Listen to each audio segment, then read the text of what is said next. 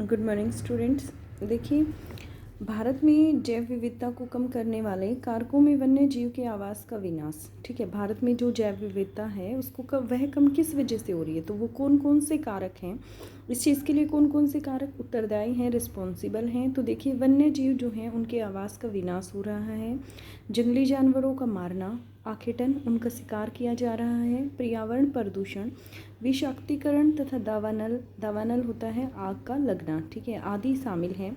पर्यावरण विनाश के अन्य मुख्य कारकों में संसाधनों का असमान बंटवारा व उनका असमान उपभोग, पर्यावरण के रख रखाव की जिम्मेदारी में असमानता जो है वह सम्मिलित है। आमतौर पर विकासशील देशों में पर्यावरण का विनाश मुख्य दोषी अत्यधिक जनसंख्या को माना जाता है। देखिए, जनरली जब हम बात करते हैं तो जो इन जैव विविधताएँ जो हैं वे कम हो रही हैं। ठीक है, उसके कारकों में हम मुख्य रूप से देखें तो यहाँ हम जनसंख्या को देखेंगे, और जनसंख्या को दोषी इसलिए माना जाता है, अत्यधिक यदि जनसंख्या बढ़ती है तो संसाधनों का अत्यधिक दोहन होता है। ठीक है, और वहीं पर्यावरण के विनाश के लिए रिस्पॉन्सिबल है। यदि एक अमेरिकी नागरिक का औसत संसाधन उपभोग सोमाली नागरिक के औसत उपभोग से 40 गुना ज़्यादा है, इसी प्रकार शायद भारत के 5% जो धनी लोग हैं 25% गरीब लोगों की तुलना में अपने संसाधनों का उपभोग द्वारा पर्यावरण को अधिक नुकसान पहुंचाते हैं। देखिए, जब गरीब लोगों की बात कही जाती है तो वो पर्यावरण को कम नुकसान पहुंचाते हैं। यदि मैं 5% धनी लोगों की बात करती हूँ और 25% जो पुअर पर्सनस हैं, गरीब लोग हैं, उनकी बात करती हूँ, तो जो धनी लोग हैं वो ज़्यादा नुकसान पहुँचाते हैं as compare to poors person. ठीक है, कहते हैं इन 5% लोगों की पर्यावरण रखरखाव में कोई भी जिम्मेदारी नहीं होती है। जो ये अमीर लोग होते हैं ये पर्यावरण के रखरखाव के लिए कोई भी जिम्मेदारी नहीं उठाते हैं। प्रश्न यह है कि कौन क्या और कहाँ से कितना उपभोग कर रहा है। अब उसके बाद देखिए, वनों और वन्य जीवन का विनाश मात्र जीव विज्ञान का विषय ही नहीं, जैव संसाधनों का विनाश जो है वह सांस्कृतिक विविधता के विनाश से भी जुड़ा हुआ है। जैव विनाश के कारण कई मूल जातियां और वनों पर आधारित समुदाय जो हैं वह निर्धन होते जा रहे हैं और आर्थिक रूप से हाशिए पर पहुंच गए हैं। देखिए, कुछ मूल जातियां हैं जो वनों पर निर्भर रहती हैं। ठीक है, और इस जैव विनाश की वजह से वो काफ़ी निर्धन होते जा रहे हैं, निर्धन, उनके पास पैसे की कमी होती जा रही है, उनकी इकोनॉमिक जो सिचुएशन है, आर्थिक जो रूप है उनका वह भी कमज़ोर होता जा रहा है। यह समुदाय खाने पीने, औषधि, संस्कृति, अध्यात्म इत्यादि के लिए वनों और वन्य जीवों पर निर्भर हैं। ऐसे समुदायों की हम बात करते हैं तो वह अपनी बेसिक नीड के लिए वनों पर निर्भर हैं, और वनों का इस तरीके से अंधाधुंध कटाई और दोहन होता रहा तो ये जो लोग हैं ये दिन प्रतिदिन क्या है, निर्धन होते जा रहे हैं, गरीब होते जा रहे हैं, और इनकी इकोनॉमिक सिचुएशन जो है वह भी काफ़ी नीचे की तरफ जा रही है। ठीक है, देखिए, गरीब वर्ग में जो महिलाएं हैं पुरुषों की तुलना में अधिक प्रभावित हैं। ठीक है, पुरुषों के कंपैरिजन में जो फीमेल्स हैं वो ज़्यादा प्रभावित हैं। कई समाजों में खाना, चारा, जल तथा अन्य आवश्यकताओं की वस्तुओं को इकट्ठा करने की मुख्य जिम्मेदारी जो होती है वो महिलाओं की होती है। देखिए, ज़्यादातर समाज में जो खाने से संबंधित चीज़ें होती हैं, जैसे कि खाना है, चारा है, जल है, इन सारी चीज़ों की जो मूल बेसिक नीड्स हैं इनकी खाने से संबंधित, तो इनकी जिम्मेदारी जो होती है वह महिलाओं की होती हैं। जैसे ही इन संसाधनों की कमी होती जा रही है, महिलाओं पर जो कार्य भार है वह भी बढ़ता जा रहा है। कई बार तो उनको संसाधन इकट्ठा करने के लिए 10 किलोमीटर से अधिक पैदल चलना पड़ता है। ठीक है, मतलब जैसे जल की मान लो वहाँ पर कमी हो जाती है तो उस स्थिति में उन्हें पानी लाने के लिए हो सकता है कि काफ़ी दूर तक पैदल चलना पड़े, और ऐसे भी सर्कमस्टांसेस, ऐसी भी स्थिति उत्पन्न होती है कि वो 10-10 किलोमीटर तक पैदल चलते हैं। ठीक है, इससे उन्हें गंभीर स्वास्थ्य समस्याएं झेलनी पड़ती हैं। काम का समय बढ़ने के कारण घर और बच्चों की उपेक्षा होती है। देखिए, उन्हें ज़्यादा देर तक यदि वो किसी काम में बिजी रहती हैं या पैदल आती जाती हैं तो उनका बहुत ज़्यादा समय बर्बाद हो जाता है, और समय की कमी के कारण उन्हें काफ़ी समस्याएं भी झेलनी पड़ती हैं। पैदल चलने की वजह से ऐसा हो सकता है कि उन्हें कोई स्वास्थ्य से संबंधित समस्या हो जाए, और दूसरी बात ऐसा हो सकता है समय की कमी की वजह से वे अपने घर को कम टाइम दे पाती हैं। ठीक है, और घर को वो जो कम टाइम देती हैं उसकी वजह से मतलब बच्चों को जो है वह उपेक्षा झेलनी पड़ती है, जिसके गंभीर सामाजिक दुष्परिणाम हो सकते हैं। वन कटाई के परोक्ष परिणाम जो हैं जैसे कि सूखा और बाढ़ भी गरीब तबके को सबसे अधिक प्रभावित करते हैं। देखिए, वनों की कटाई की वजह से जो सूखा है, ठीक है, और बाढ़ है वो गरीब तबके को सबसे अधिक प्रभावित करते हैं। इस स्थिति में गरीब और पर्यावरण निम्नीकरण का सीधा परिणाम होता है। इस स्थिति में जो गरीबी है वह पर्यावरण निम्नीकरण का सीधा परिणाम होता है। भारतीय उपमहाद्वीप में वन और वन्य जीवन मानव जीवन के लिए बहुत कल्याणकारी हैं। देखिए, वन और वन्य जीवन दोनों ही मानव के लिए कल्याणकारी हैं। अतः यह आवश्यक है कि वन और वन्य जीवन के संरक्षण के लिए सही नीति अपनाई जाए। अब देखिए, भारत में वन और वन्य जीवन का संरक्षण किस तरीके से किया जा रहा है उनके बारे में हम यहाँ देख लेते हैं। वन्य जीवन और वनों में तेज गति से हो रहे ह्रास का कारण इनका संरक्षण बहुत आवश्यक हो गया है। देखिए, जो आज के टाइम पे इनकी कमी होती जा रही है, ठीक है, इनका जो अंधाधुंध प्रयोग होता जा रहा है उसकी वजह से इनका संरक्षण जो है वह काफ़ी आवश्यक हो गया है। परंतु हमें वनों और वन्य जीवन का संरक्षण करना आवश्यक क्यों है, रीज़न क्या है उसके एग्जैक्टली कि हमें वन और वन्य जीवन का मतलब संरक्षण करना चाहिए, एग्जैक्टली रीज़न क्या है। संरक्षण से पारिस्थितिकी विविधता जो है वह बनी रहती है और हमारे जीवन जो है वह साधन संसाधन जल, वायु और मृदा बने रहते हैं। यह विभिन्न जातियों में बेहतर जनन के लिए वनस्पति और पशुओं में जीन्स विविधता को भी संरक्षित रखती है। उदाहरण के तौर पर हम कृषि के अभी भी पारंपरिक फसलों पर निर्भर हैं। जलीय जैव विविधता मोटे तौर पर मछली पालन बनाए रखने पर निर्भर है, ठीक है। यदि हम आज के टाइम पे देखें तो आज भी हम फसलों के मामले में जो हमारी पिछले टाइम से जो हमारी पारंपरिक फसलें चलती आ रही हैं उन्हीं का हम प्रयोग करते हैं। और यदि हम जल की भी बात करें तो जल पे हम ज़्यादातर मछली पालन पर ही निर्भर रहते हैं। 1960 और 1970 के दशकों के दौरान पर्यावरण संरक्षकों ने राष्ट्रीय वन्यजीवन सुरक्षा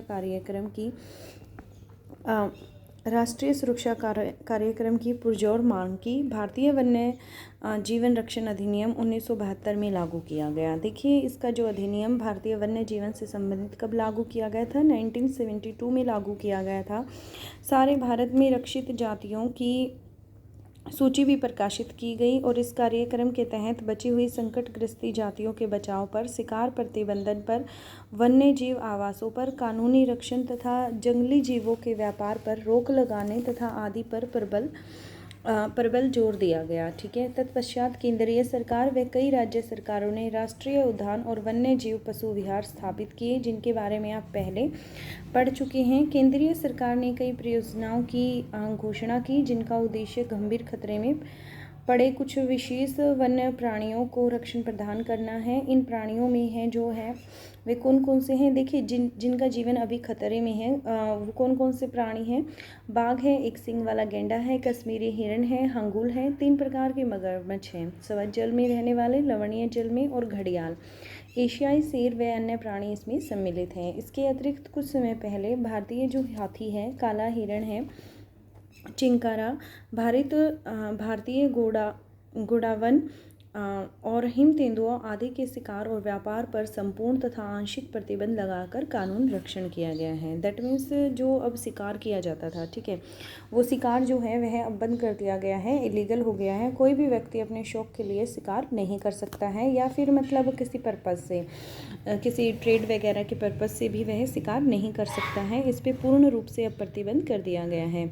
अब हम कुछ बाघ परियोजनाओं के बारे में देख लेते हैं। वन्य जीव संरचना में बाघ एक महत्वपूर्ण जंगली जाति है। देखिए, जब हम वन्य जीव संरचना की बात करते हैं, बाघ, ठीक है, टाइगर की जब बात कर रहे हैं तो वह एक महत्वपूर्ण जंगली जाति है। 1973 में अधिकारियों ने पाया कि 20वीं शताब्दी के आरंभ में बाघों की जो संख्या है, देखिए, वह 55,000 से घटकर कितनी मात्रा रह गई है, 1827 रह गई है। कितनी कम हो गई बेटा, देखिए आप खुद देख सकते हैं, 55,000 से कितनी कम हो गई, 1827 रह गई। बाघों को मारकर उनके व्यापार के लिए चोरी करना, आवासीय स्थलों का सिकुड़ जाना, भोजन के लिए आवश्यक जंगली उपजातियों की संख्या कम होना, जनसंख्या में वृद्धि बाघों की घटती संख्या के मुख्य कारण हैं। ये आपको एग्जैक्टली रीज़न दिए गए हैं जिसकी वजह से बाघों की जो जनसंख्या है वह कम हो रही है। बाघों की खाल का व्यापार करना और उनकी हड्डियों का एशियाई देशों में परंपरागत औषधियों में प्रयोग के कारण यह जाति जो है वह लुप्त होने की कगार पर पहुंच गई है। चूँकि भारत और नेपाल दुनिया के 2/3 भागों का आवास उपलब्ध कराते हैं, अतः ये देश के शिकार, चोरी और गैर कानूनी व्यापार करने वालों के लिए मुख्य निशाने पर हैं।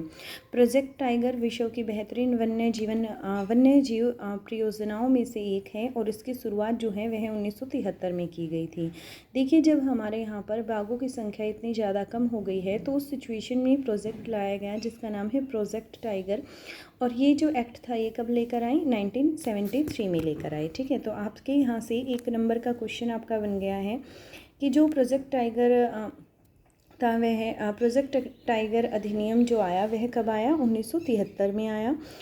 और शुरू में इसमें बहुत सफलता प्राप्त हुई क्योंकि बाघों की संख्या बढ़कर 1985 में 4002 हो गई। देखिए कितनी हो गई थी, मैंने आपको लास्ट टाइम बताया 1827, 1827 आप इसे बोल सकते हैं। तो ये अब 1985 में 4000 के आसपास हो गई, 89 में 4334 हो गई, परंतु 1993 में इनकी संख्या दोबारा से घट गई और वह कितनी हो गई? 3600 हो गई।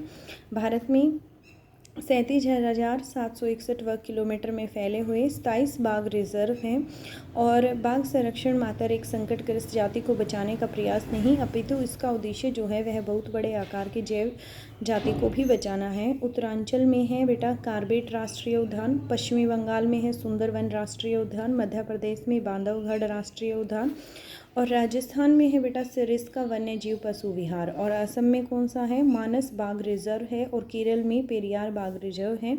भारत में बाघ संरक्षण परियोजनाओं के इन्होंने उदाहरण दिए हैं। देखिए बेटा, यहाँ से आपसे क्वेश्चन जो डायरेक्टली पूछा जा सकता है वो क्या क्वेश्चन पूछा जा सकता है? आपसे पूछा जाएगा लाइक एज मैंने आपको यहाँ पर ये कुछ बाघ रिजर्व बताए हैं। ठीक है, बाघ रिजर्व जो मैंने आपको बताए हैं तो आप इनमें देखेंगे जैसे आपसे पूछा जा सकता है मानस बाघ रिजर्व कहाँ पर है? तो मानस बाघ रिजर्व बेटा कहाँ पर है? असम में है। ठीक है, पूछा जाए पेरियार बाघ रिजर्व कहाँ पर है? तो केरल में है। सरिस्का की बात की जाए तो वह राजस्थान में स्थित है। बांधवगढ़ कहाँ पर है?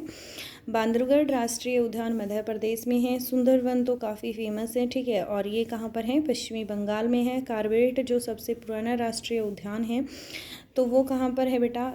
उत्तरांचल में है। ठीक है, ये सारे के सारे आपके लिए इम्पोर्टेंट हैं यहाँ से लेकर यहाँ तक। ठीक है, ये आपको सारे लर्न होने चाहिए, आपकी नोटबुक में ये राइट डाउन भी होने चाहिए।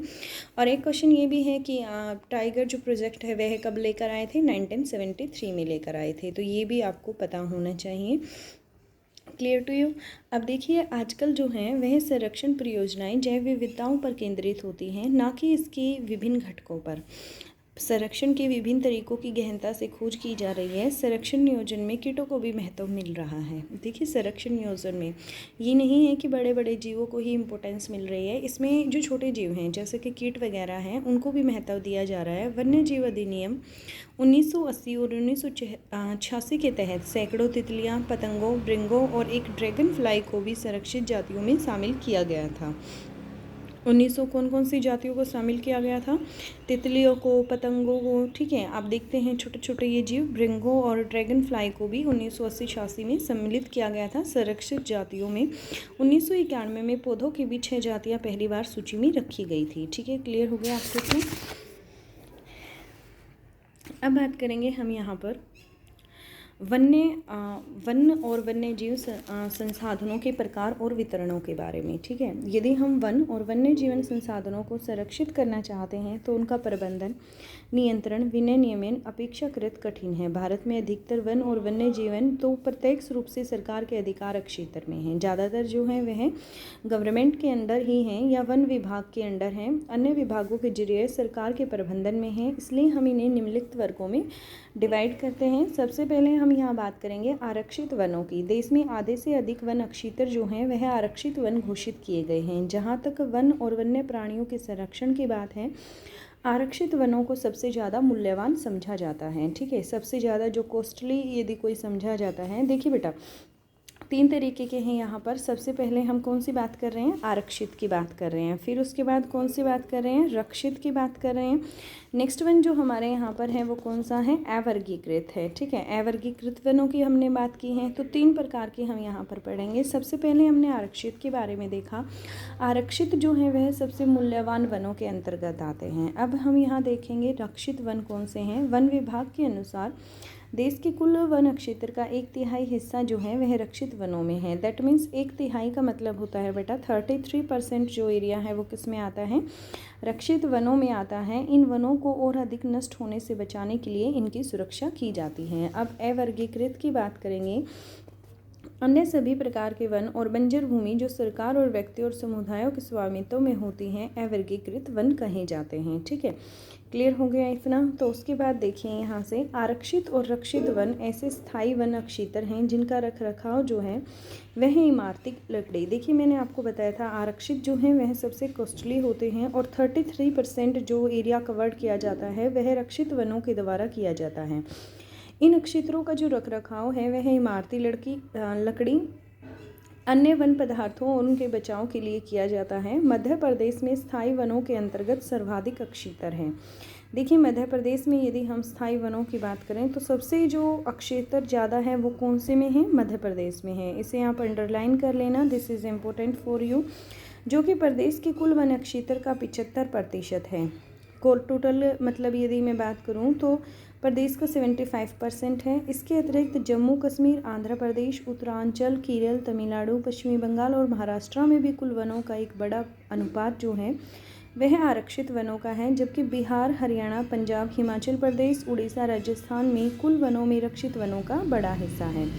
पूर्वोत्तर के सभी राज्यों में तथा गुजरात में अधिकतर वन जो हैं वह अवर्गीकृत के हैं। ठीक है, यदि मैं पूर्वोत्तर भारत की जो हमारे ईस्टर्न स्टेट हैं जैसे कि असम, मिजोरम, मणिपुर, मेघालय, ये जो सारे स्टेट है और गुजरात की बात करूँ तो वहाँ पर कैसे वन पाए जाते हैं, अवर्गीकृत पाए जाते हैं। तथा इनका जो प्रबंधन है वह किसके द्वारा किया जाता है बेटा, स्थानीय जो समुदाय हैं उनके द्वारा किया जाता है। क्लियर हो गया इतना आपको। फिर उसके बाद हम यहाँ पर नेक्स्ट पढ़ेंगे। सबसे पहले मैं यहाँ पर आपको एक अलग से नोट दे रखा है, वो पढ़ लेते हैं। पवित्र पेड़ों के झुरमुट और विविध और दुर्लभ जातियों की संपत्ति। प्रकृति की जो पूजा है सदियों पुराना जनजातीय विश्वास है जिसका आधार प्रकृति के हर रूप की रक्षा करना होता है। इन्हीं विश्वासों से विभिन्न वनों को मूल तथा कौमार्य रूप से बचाकर रखा गया है, जिनमें पवित्र पेड़ों के झुरमुट देवी देवताओं के वन कहते हैं। वनों के इन भागों में या तो वनों के ऐसे बड़े भागों में स्थानीय लोग ही घुसते हैं, ना ही किसी और को छेड़छाड़ करने देते हैं। ठीक है, तो ये जो जातियाँ होती हैं, देखिए कुछ समुदाय जो हैं, ठीक है, वो मतलब इनकी पूजा करने में विश्वास रखते हैं और इनमें वो स्थानीय लोग ही चाहते हैं, किसी अन्य को वह कोई छेड़छाड़ इनसे नहीं करने देते हैं। कुछ समाज जो हैं कुछ विशेष पेड़ों की पूजा करते हैं, आदिकाल से ही उनका संरक्षण भी करते आ रहे हैं। ठीक है, कुछ व्यक्ति ऐसे होते हैं, कुछ समाज के अंदर, किसी समाज के अंदर व्यक्ति ऐसे होते हैं जो पेड़ों की पूजा करते हैं। ठीक है, और पुराने समय से ही, प्राचीन समय से ही मतलब आप ये कह सकते हैं कि उनका संरक्षण जो है वह किया जा रहा है। इसके हम कुछ एग्जाम्पल्स देख लेते हैं and these examples are important for you, very important for you. इनमें से क्वेश्चंस बन सकते हैं आपके। देखिए जैसे कि छोटा नागपुर क्षेत्र में मुंडा, ठीक है, और संथाल जातियाँ जो हैं वे महुआ और कंदब के पेड़ों की पूजा करते हैं। ठीक है, तो आपसे पूछा जा सकता है कि कौन सी मतलब जातियाँ ऐसी हैं जो महुआ और कंदब के पेड़ों की पूजा करती हैं। तो वो जातियाँ बेटा यहाँ पर कौन सी हैं, एक मुंडा है और दूसरी संथाल जनजातियाँ हैं। या आपसे ये पूछा जा सकता है मुंडा और संथाल जनजातियाँ कौन से पेड़ों की पूजा करती हैं। तो कौन से पेड़ की पूजा करती हैं, महुआ और कंदब के पेड़ों की पूजा करती हैं। उड़ीसा और बिहार की जनजातियाँ शादी के दौरान इमली और आम के पेड़ की पूजा करती हैं। उड़ीसा और बिहार की यहाँ पर मैं बात करूँ तो वो किसकी पूजा करती हैं, इमली और आम के पेड़ की पूजा करती हैं। हम में से बहुत से व्यक्ति पीपल और वृक्ष वृक्ष को पवित्र मानते हैं। आप अपने आसपास के सराउंडिंग में देख सकते हैं, जो पीपल का पेड़ है उसको कोई मतलब काटने वगैरह का यदि उसका कोई काम हो तो वो नहीं करने देते हैं। उसका सबसे बड़ा रीज़न यहाँ पर क्या है, क्योंकि जो यहाँ के व्यक्ति हैं वो पीपल और वृक्ष के उसको क्या मानते हैं, पवित्र मानते हैं। भारतीय समाज में अनेक संस्कृतियां हैं और प्रत्येक संस्कृति में प्रकृति और उसकी कृतियों को सुरक्षित करने की अपनी पारंपरिक तरीके हैं।